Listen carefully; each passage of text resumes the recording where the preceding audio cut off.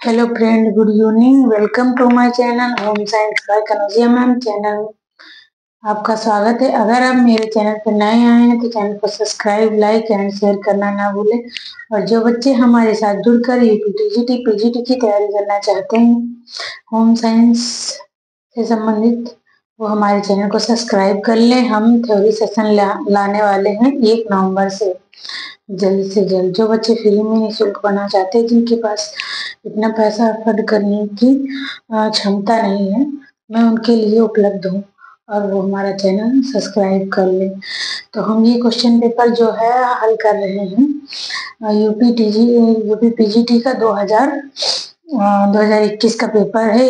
Question number 1 से question number 63 तक इसके अगले सेशन में हम डिस्कशन कर चुके हैं उनके विषय में, और इस सेशन में हम क्वेश्चन नंबर 64 से डिस्कशन करेंगे।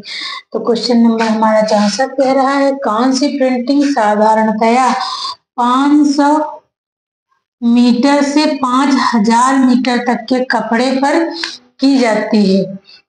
मतलब 500 मीटर से 5000 मीटर तक एक साथ प्रिंटिंग की जाती है।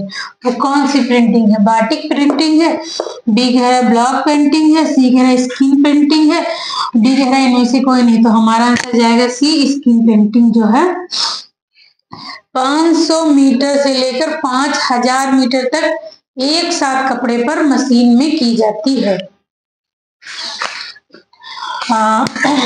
क्वेश्चन नंबर हमारा 65 कह रहा है, शुक्राणु जनन का नियमन करने वाला हार्मोन्स कौन है? उसका नियमन, जो शुक्राणु जनन है, जो पुरुषों में शुक्राणु पाए जाते हैं, उनका जो है नियमन कैसे, कब निकलना है कब नहीं निकलना है, क्या क्या कार्य है, तो ये किस पे निर्भर करता है? ये कौन करवाता है ये कार्य?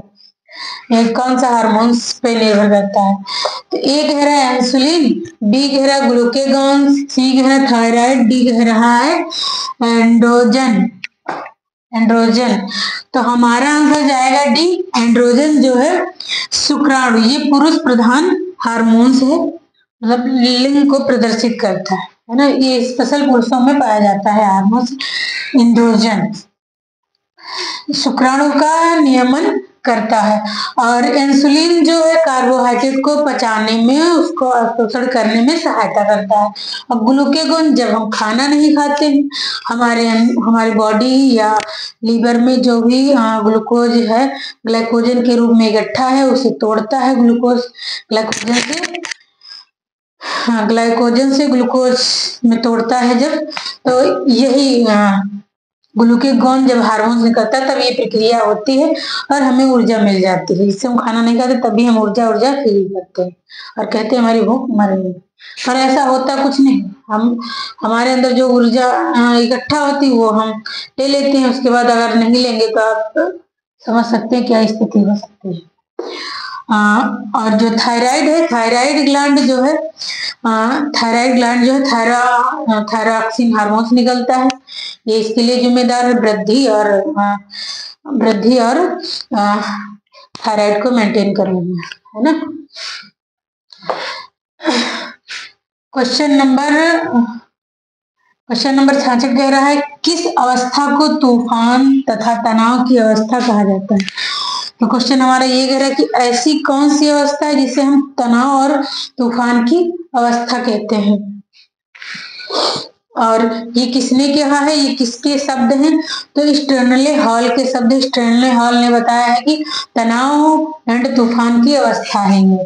तो कौन सी है? ये कह रहा है शीतोवस्था को हम कहते हैं, बी कह रहा है बाल्यावस्था को कहते हैं, सी कह रहा है किशोरावस्था को कहते हैं, डी कह रहा है प्रौढ़ावस्था को कहते हैं। तो हमारा आंसर जाएगा सी, किशोरावस्था को तनाव तूफान की अवस्था कहते हैं, क्योंकि इस एज में 12 से 18 एज में बच्चा ये नहीं समझ पाता है, उसे जो चाहिए वो चाहिए, मतलब अच्छाई बुराई में जल्दी से फर्क उसे नहीं नजर आता है।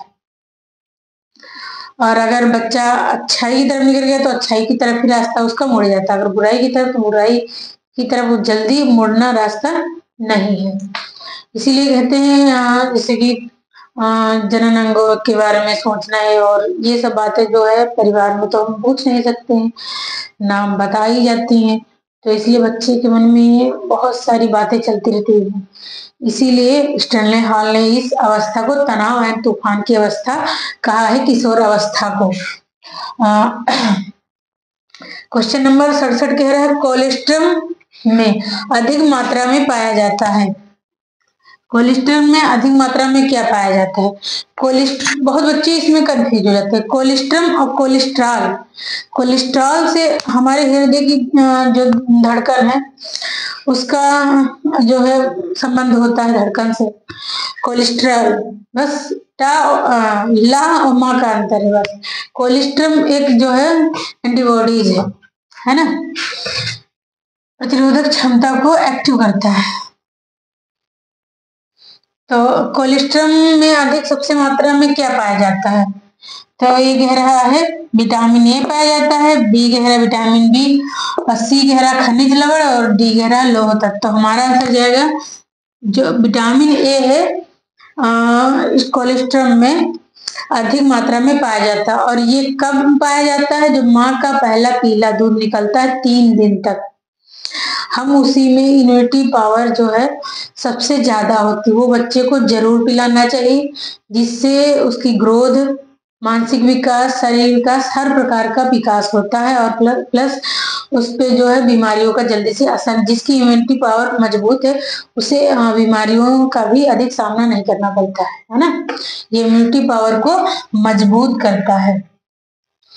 तो क्वेश्चन नंबर हमारा 68 कह रहा है रंग की गर्माहट या ठंडक को जाना जाता है। मतलब गर्म जो कलर होते हैं हम उसको किसके थ्रू पहनाते हैं कि ये पहचानते हैं कि ये कलर गर्म है, ठंडे कलर है। जैसे गर्मियों में ठंडे कलर यूज होते हैं और सर्दियों में गर्म कपड़े या गर्म कलरों का भी यूज किया जाता है। तो उसे क्या कहते हैं? ए कह रहा ह्यू कहेंगे, बी कह रहा रंग का मूल्य कहेंगे।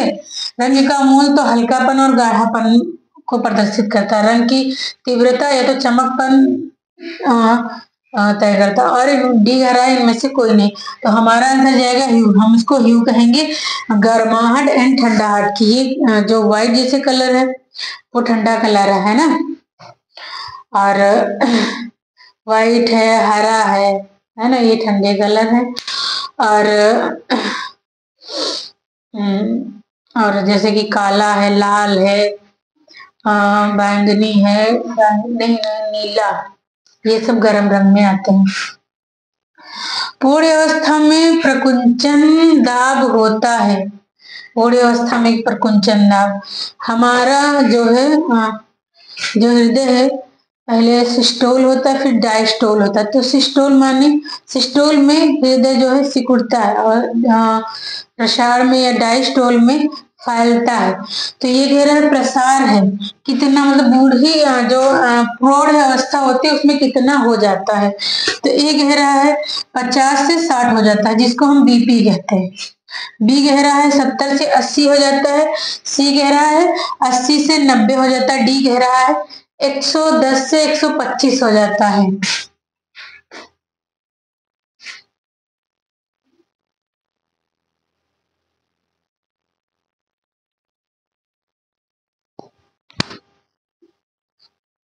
125 हो जाता है। तो हमारा आंसर जाएगा डी, 110 से 125 हो जाता है प्रौढ़ अवस्था में जो है प्रकुंचन दाब, जब सिस्टोल होता है। ये 0.8 सेकेंड की प्रक्रिया होती है सिस्टोल और डायस्टोल दोनों की।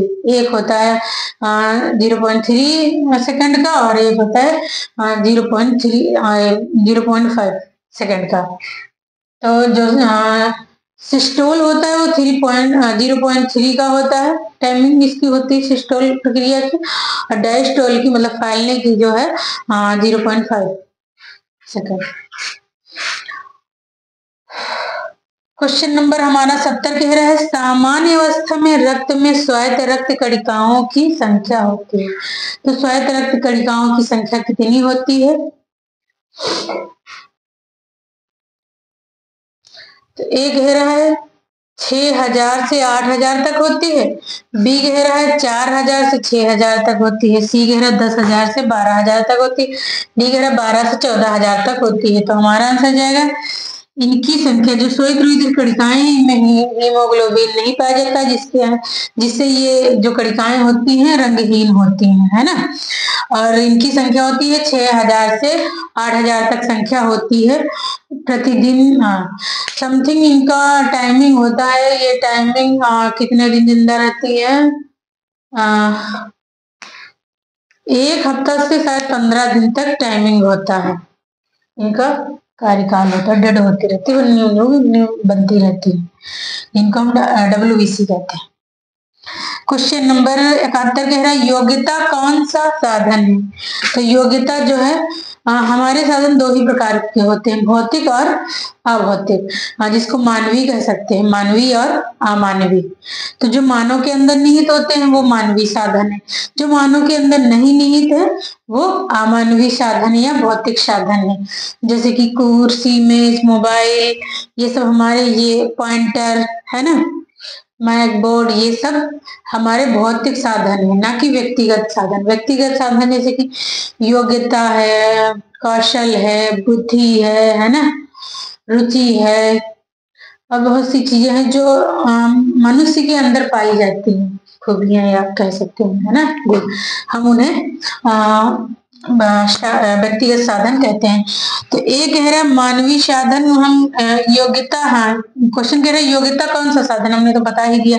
तो ए कह रहा है मानवीय साधन है, बी कह रहा है अमानवीय साधन है, और सी कह रहा है भौतिक साधन है, और डी कह रहा है सामाजिक साधन है। तो हमारा आंसर जाएगा मानवीय साधन है। अमानवीय और भौतिक साधन सेम सेम एक ही आंसर जाएगा। और सामाजिक साधन जैसे कि सभी लोग प्रयोग करते, जैसे कि बस स्टॉप है, रेलवे स्टेशन है, हवाई अड्डा है, पार्क है, रोड है ना, ये सामाजिक या जन भी कह सकते हैं, जन की मतलब लोगों की साधन है, लोगों के लिए साधन है ना। आई होप कि क्वेश्चन पेपर आपको ये समझ में आया होगा। अगर कोई क्वेश्चन ना समझ में आया तो हमारे कमेंट करके सेशन में जरूर बताएं, और अगर आप हमारे चैनल पे नए आए तो चैनल को सब्सक्राइब, लाइक एंड शेयर करना ना भूलें। और जो बच्चे हमारे साथ जुड़कर यूपीटीजीटी, पीजीटी की तैयारी करना चाहते हैं, होम साइंस संबंधित, और बिहार स्टेट और बिहार पेपर जो है Tier 4, तो जुड़ सकते हैं। थ्योरी सेशन हम लेकर आने वाले हैं। ये तो PYQ हम इस समय करा रहे हैं, 1 नवंबर से हम आपको थ्योरी सेशन कराएंगे एकदम निःशुल्क, फ्री, है ना। जय हिंद।